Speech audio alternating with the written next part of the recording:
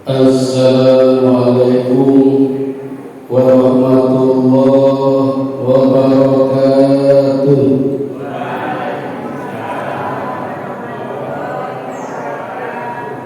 Alhamdulillahilladzi arsala rasulahu bil huda wa dinil haqq liyudhhirahu 'ala dini kullih wa kafaa billahi shahida.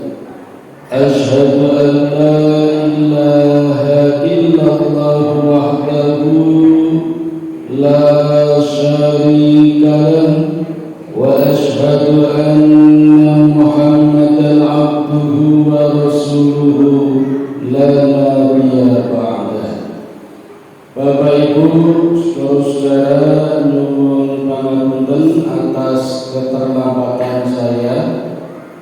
Janjane kula wong pamit Bapak Ibu. Saya masih di jalan. Alhamdulillah selesai saya jam kurang 2 menit jam 8. Kula nyobi ngebel Mas Berlin, Pak Iwan, sapa ngerti dereng wonten sing gantosi.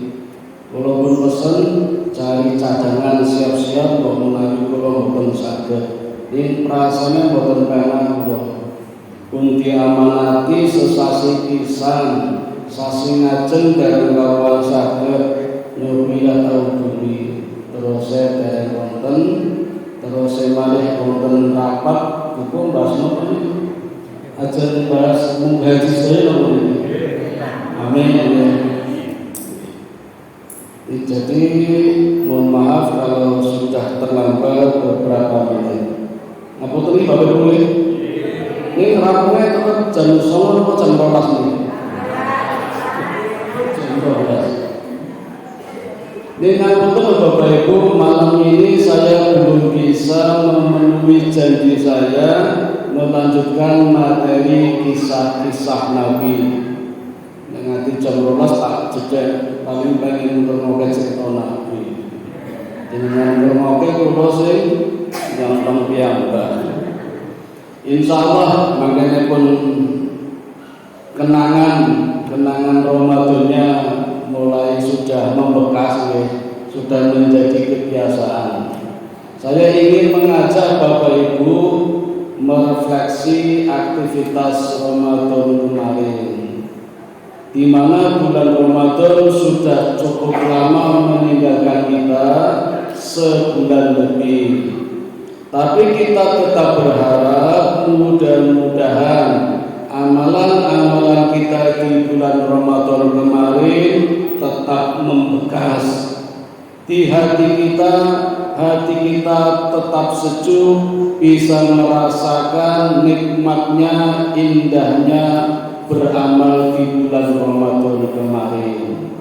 Dan itulah tanda-tanda orang yang diterima amalan Ramadannya, yang sering orang sebut dengan istilah Id Mubarak, Idul Fitri yang berbarokah.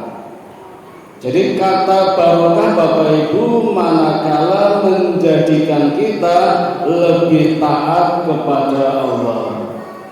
Setelah kita ditempa selama bulan Ramadan, mestinya hasilnya setelah bulan Ramadan, bulan Syawal dan seterusnya sampai bulan Ramadan kemarin, kita tidak hanya sukses menjadi orang yang bertakwa, tapi juga selalu meningkat takwanya.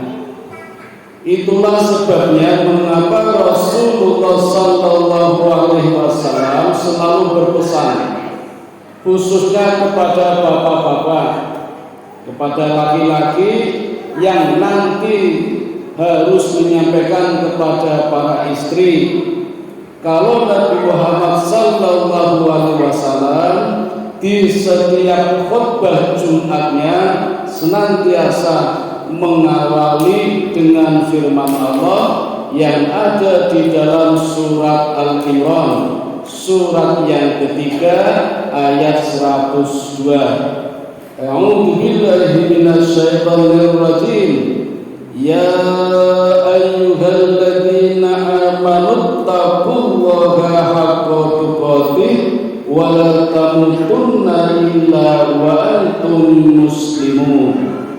Wahai orang-orang yang sudah menyatakan keimanannya, sadar atau tidak sadar, terpaksa atau tidak terpaksa, terlanjur atau tidak, ittaqullah, tingkatkanlah takwanya.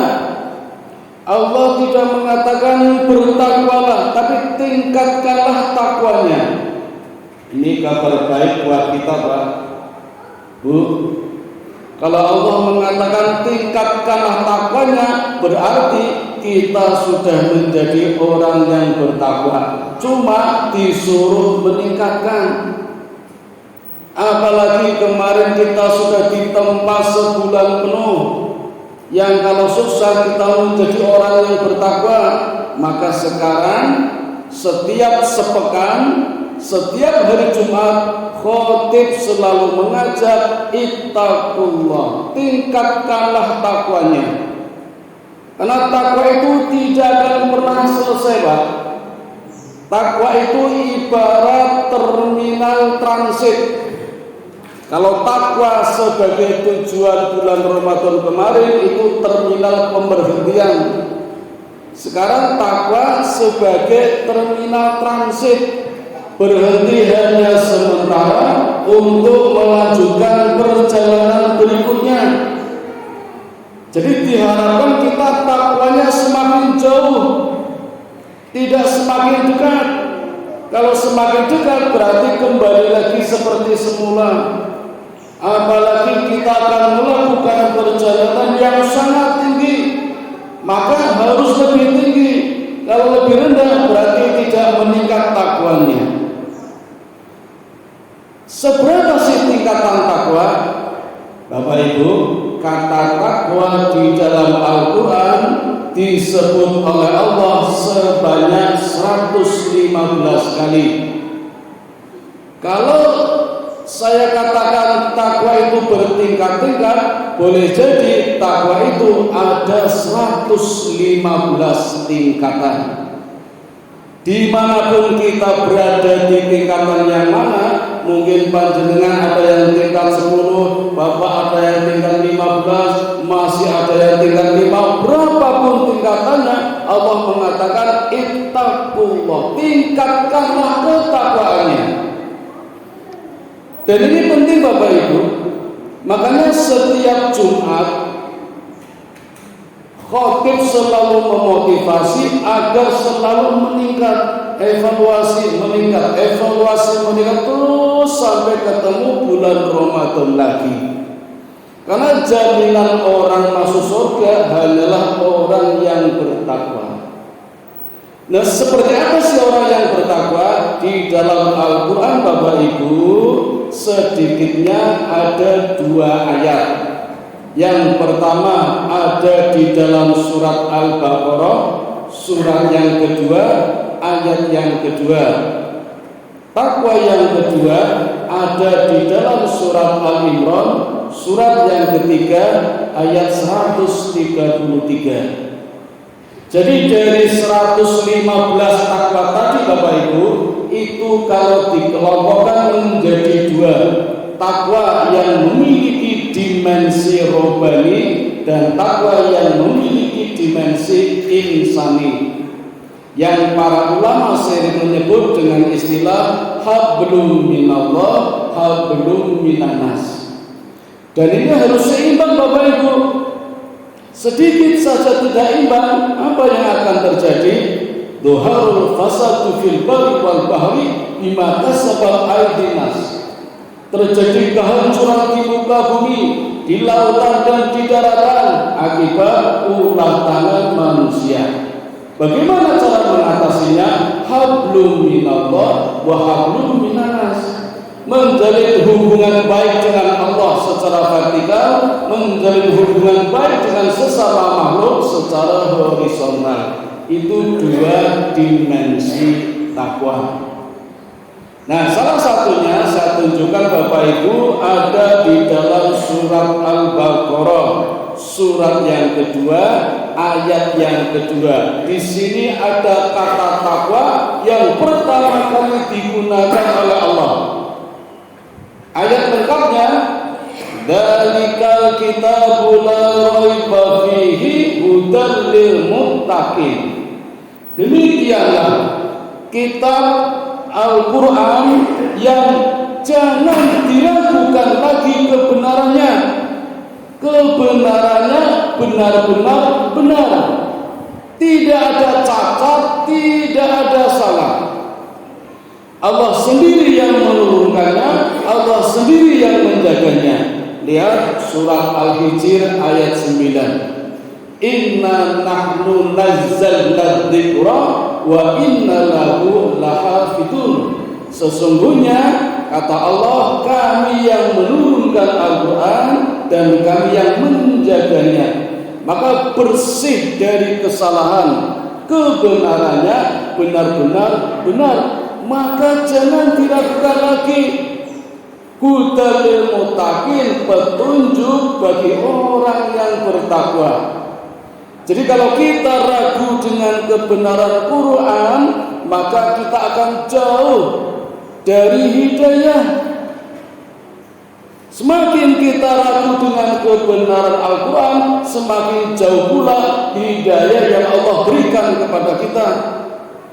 Jadi Bapak Ibu, syarat untuk mendapatkan hidayah harus tidak ragu dengan kebenaran Al-Quran.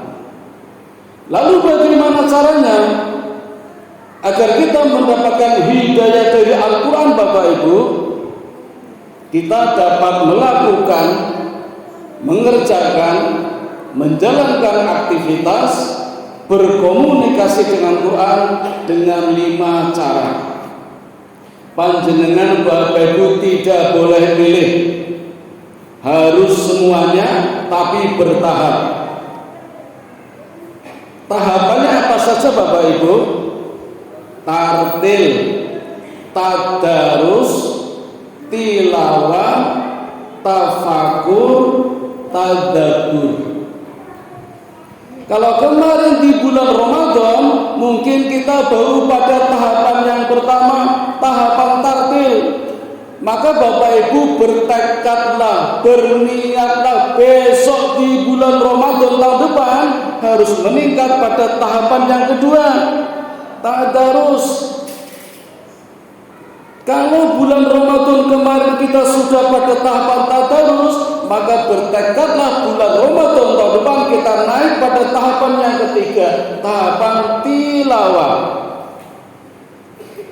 Kalau di bulan Ramadan kita sudah sampai pada tahapan yang ketiga, maka berniatlah di bulan Ramadan tahun depan naik tahapan yang keempat, yaitu tafakur, dan seterusnya sampai tingkatan tadabbur. Itu paling lambat Bapak Ibu.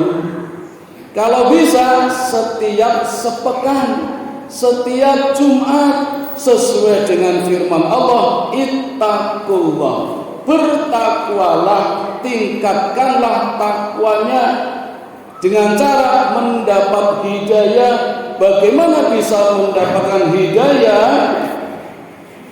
Berkomunikasilah dengan Al-Quran melalui 5 cara. Napa mawon tadi Bapak Ibu? Tartil, tadarus, tilawah, tafakur, tadabbur. 5 tak, tata. Yang pertama tartil, namanya saja tartil, tertib. Warattilil Qur'ana tartila, menggunakan tajwid, makhrajnya betul, harokatnya benar, panjang pendeknya baik. Bolehlah kemarin ketika bulan Ramadan habis tarawih, yuk tadarus, yuk baca Quran. Sebenarnya belum tadarus Pak, ya baru tartil. bersama-sama di ruang sini mungkin pakai meja besar, panjang apa bunder, itu sebenarnya belum tadarus, baru tartil.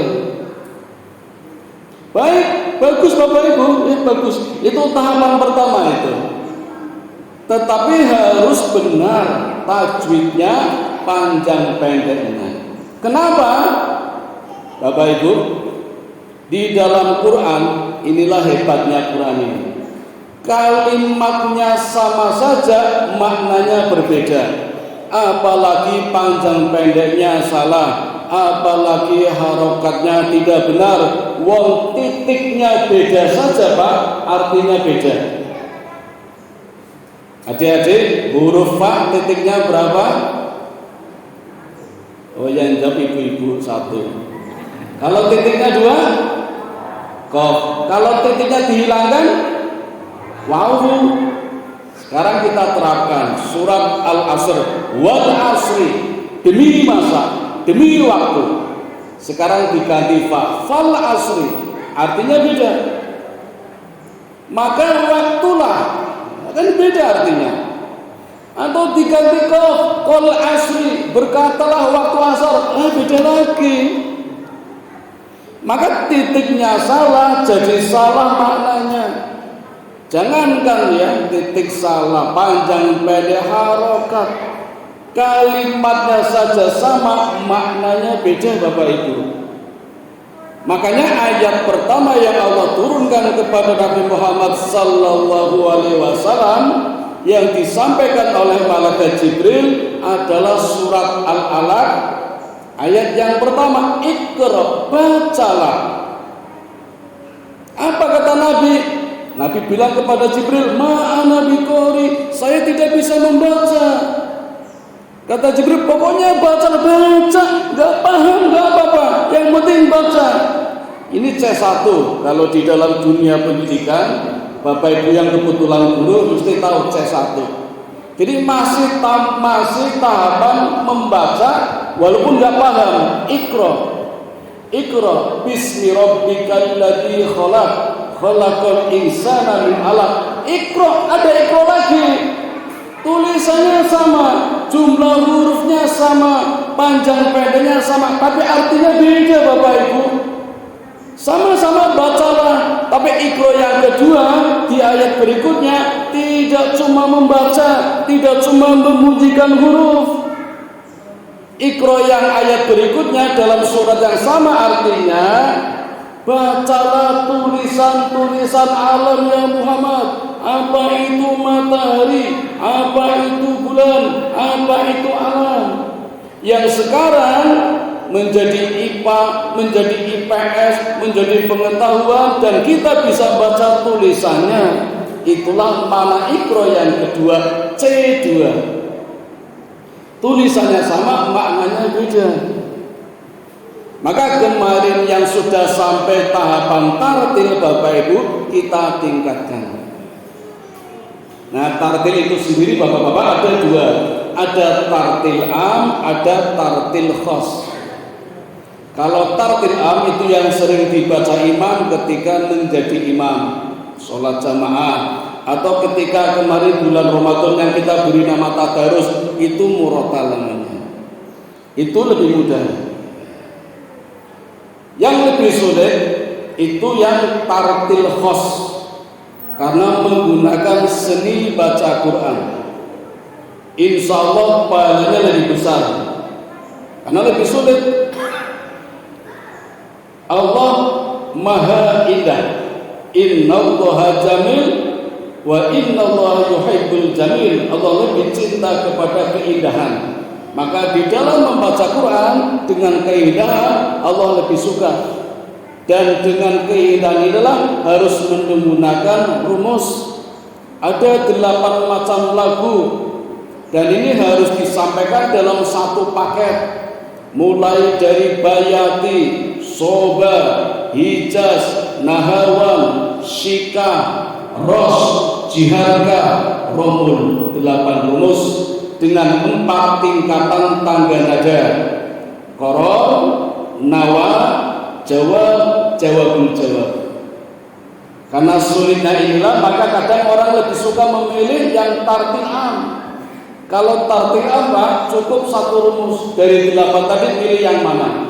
Tidak dalam satu paket. Mana bebas memilih, bebas.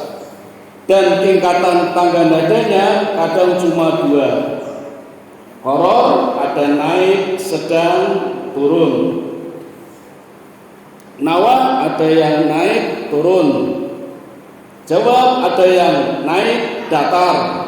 Lebih mudah. Tentu pahalanya lebih di bawahnya yang menggunakan seni baca Quran. Namun demikian Bapak Ibu, besar pahala orang yang membaca Quran walaupun baru dalam tahapan tartil am. Cuma ngapunten nggih Bapak Ibu, saran saya kalau memang belum lancar sebaiknya tidak usah pakai speaker. Habis Ramadan, habis tarawih, anggo speaker. Kalau ada orang yang paham, ngerti, mesti risih. Apa ya ini? Nanti kalau sudah benar, barulah pakai speaker. Atau pakai speaker tapi speaker dalam. Jangan sampai terdengar sampai stasiun Tugu. Gosip nang pasar Kembang Bumbu kabeh. Tapi nggak usah khawatir Bapak Ibu, orang yang bacanya grodal-gradul tidak lancar itu justru pahalanya 2 Pak. 1 pahala membaca, 2 pahala perjuangan usahanya itu selama niatnya belajar. Ini nek wis macane angel ora iso niate gaya malah dosa. Tapi nek niate belajar pahalanya 2. Yang sudah lancar gak boleh meri. Saya lancar pahalanya 1. Iya 1 pahala membaca. Dan yang satunya kan dulu sudah waktu masih belajar. Nah, sekarang menjadi investasi, pahalanya mengalir terus. Nah di situ rahasianya. Berapa sih pahalanya? Mari Bapak Ibu kita hitung-hitungan. Kata Allah, kata Nabi, alif lam mim itu bukan 1 huruf, tetapi 3 huruf. Yang 1 huruf masing-masing pahalanya 10 hasanah, 10 kebaikan. Dalilnya man ja'a bil hasanati falahu asyru amsaluha. Barang siapa berbuat 1 kebaikan, barang siapa membaca 1 huruf, pahalanya 10 kebaikan. Jadi membaca alif lam mim pahalanya 3 huruf kalikan 10. Pinten Bu? 30. Apalagi ulama tawus Pak. Ulama tawus menghitungnya tidak seperti itu. Alif itu bukan 1 huruf tetapi 3 huruf. Karena kalau ditulis alif lam fa 3 huruf alif. Jadi 3 kali 10 30. Lam berapa huruf Bu? 2 huruf. Lam sama mim. Lam 2 kali 10 20. Sama yang tadi 30 jadi 50. Mim berapa huruf Bu?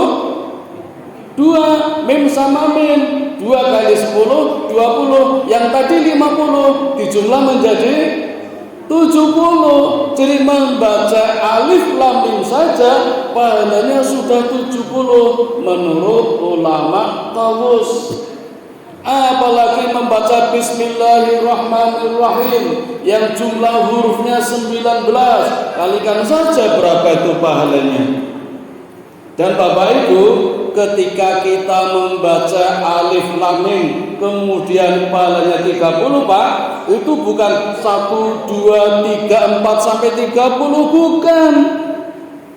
Pahala yang pertama, yang nomor 1 itu nilainya sama dengan 25 langkah menuju ke masjid. Luar biasa. Pahala yang kedua nilainya sama dengan 50 langkah menuju ke masjid. Pahala yang ketiga nilainya sama dengan 500 langkah menuju ke masjid.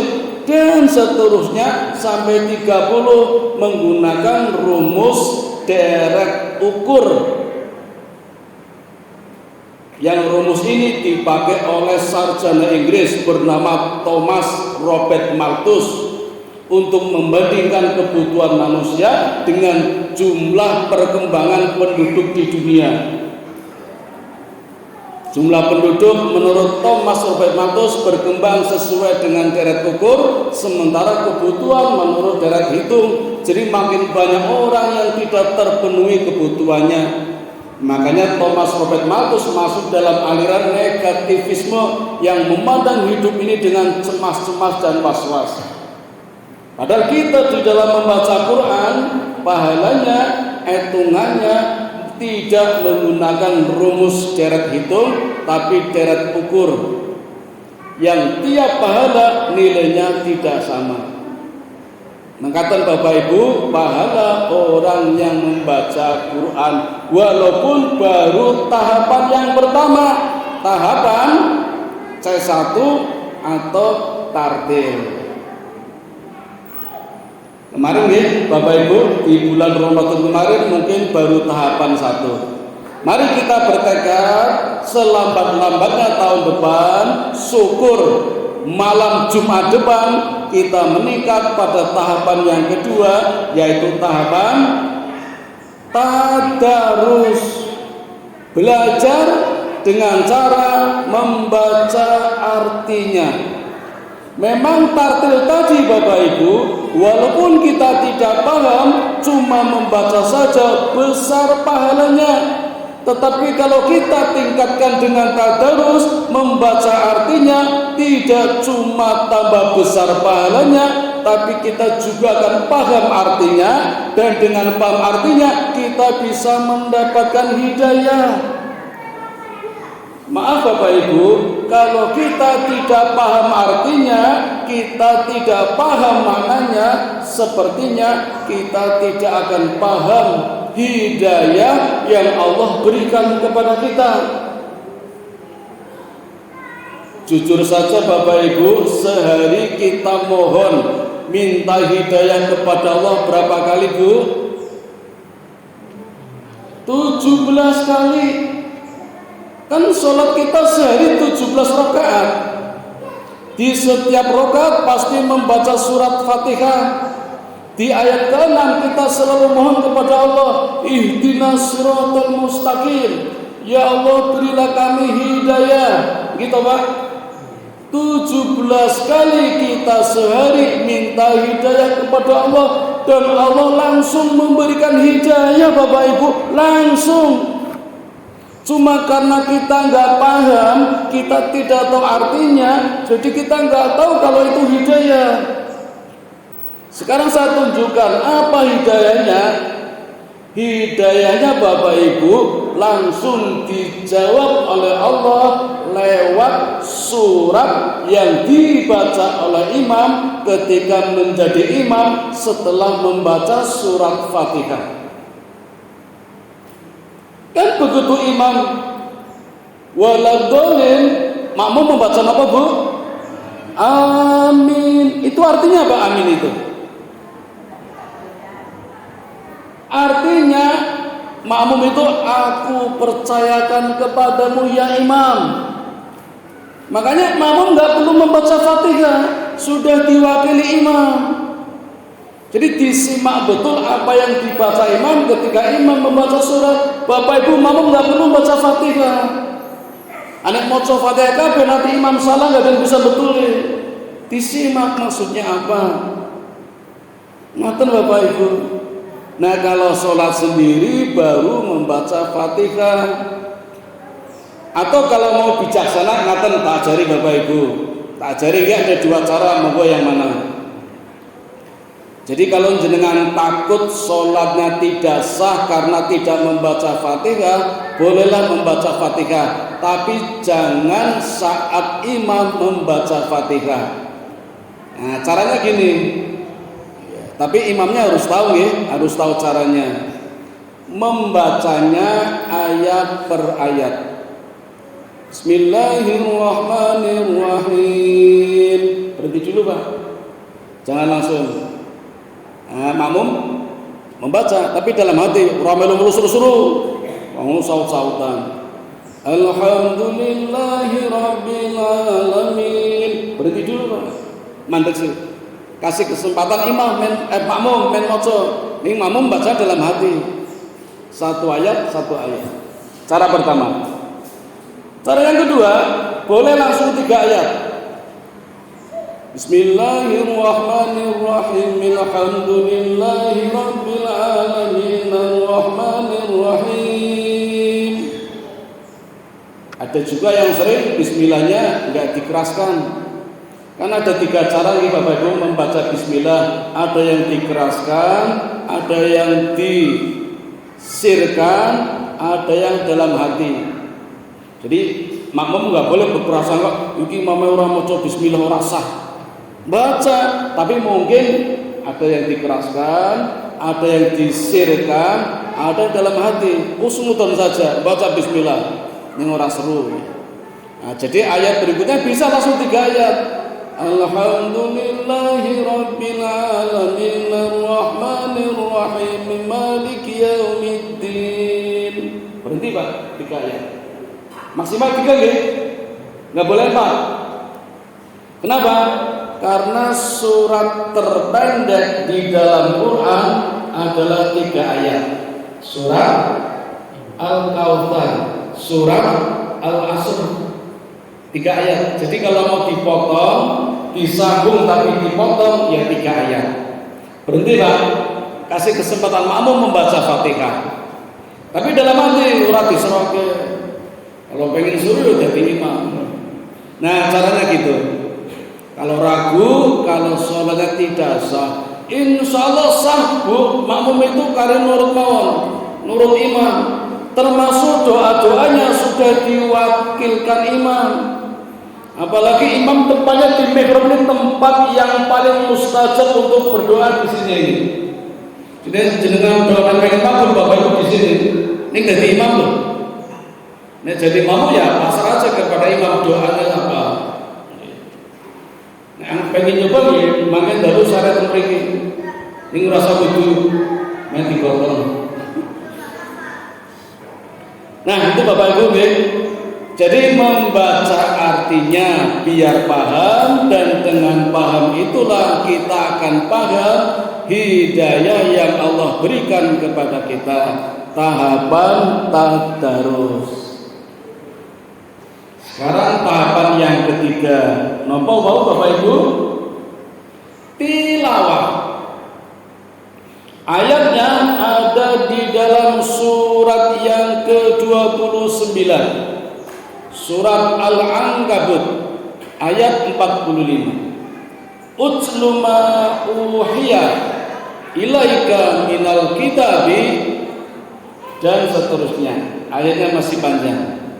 Kalau saya teruskan nanti pembahasannya masuk pada sholat. Ini utsluma saja. Utsluma itu dari kata tilawah. Di dalam tilawah Bapak Ibu ada 3 makna, ada 3 aktivitas: membaca, mempelajari, mengamalkan.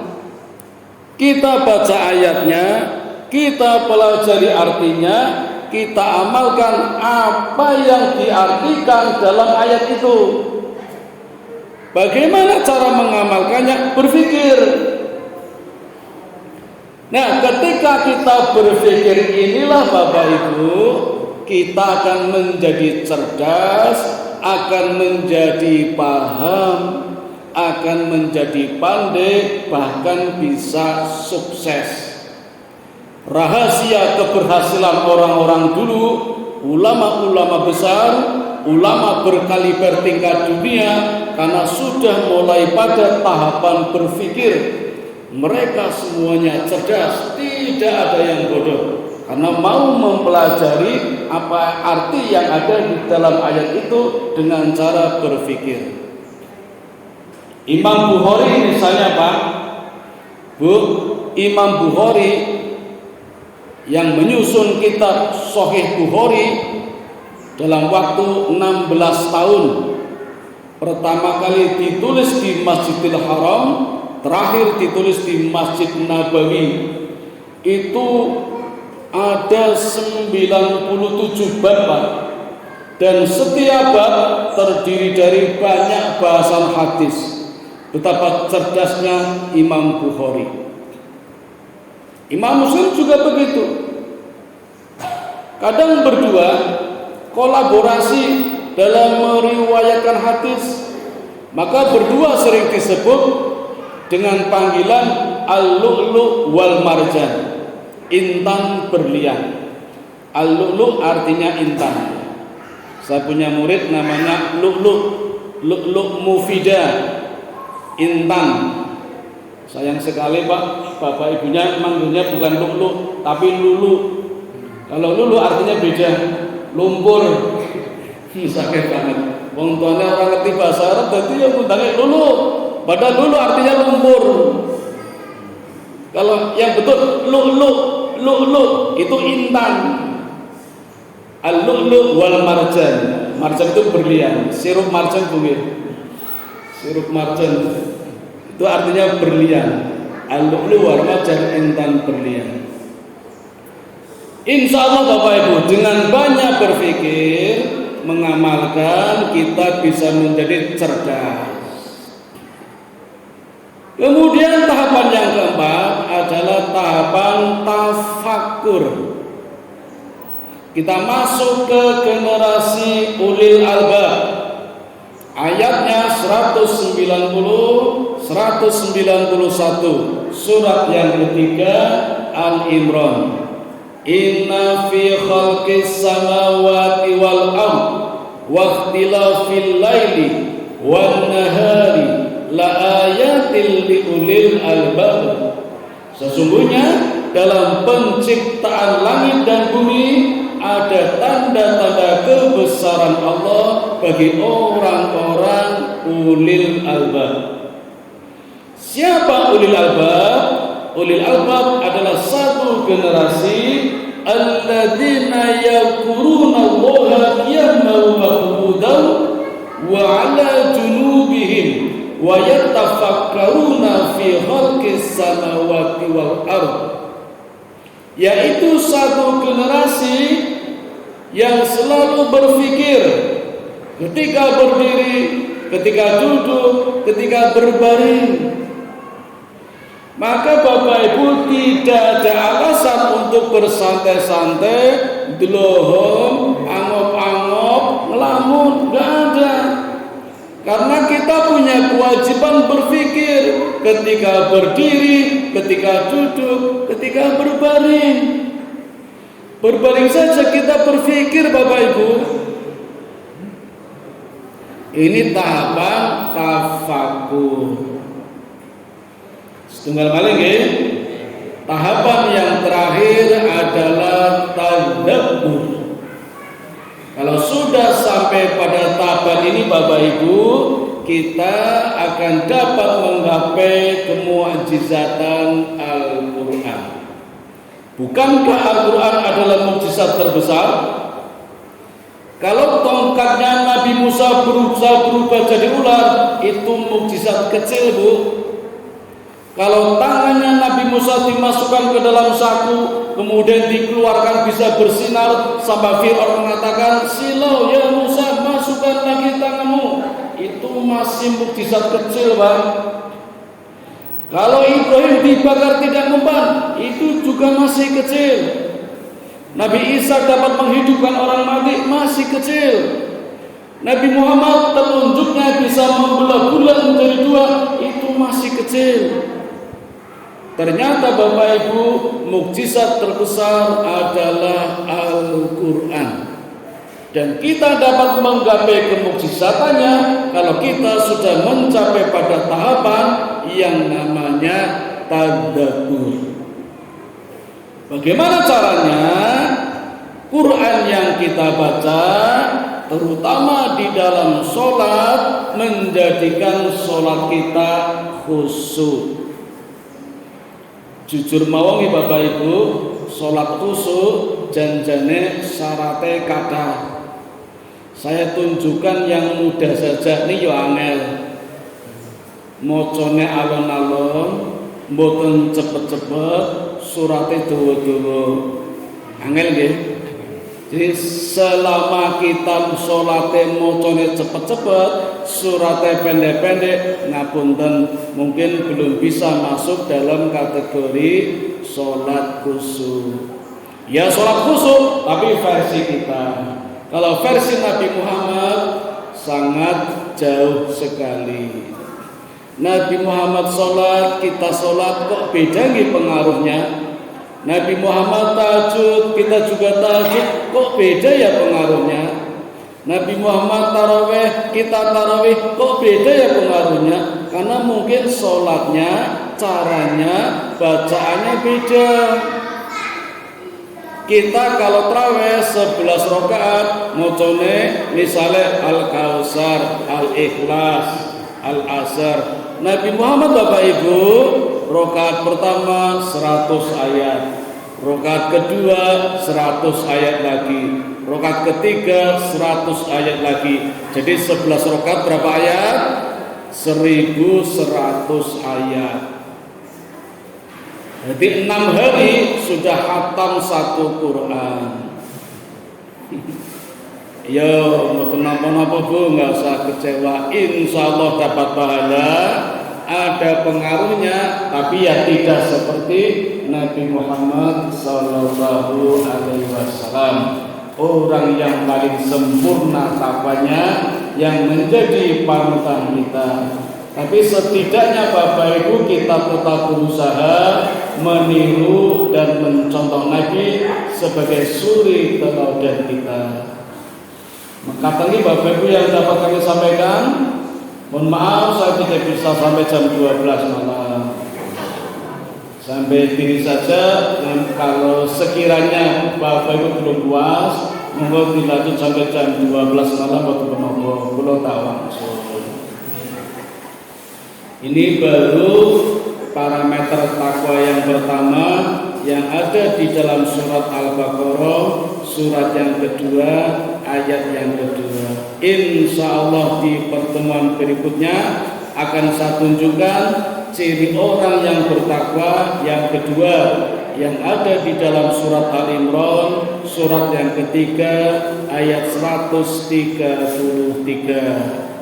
Makanya pun rampung kajian tentang takwa, tentang barokah, nembe tak lanjut tentang kisah perjalanan Nabi dan Rasul yang bulan Ramadan kemarin sampai Nabi nopo Bapak Ibu? dengan Alhamdulillah.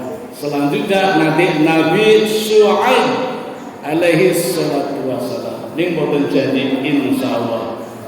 Saya kembalikan kepada pembawa acara. Assalamualaikum warahmatullahi wabarakatuh.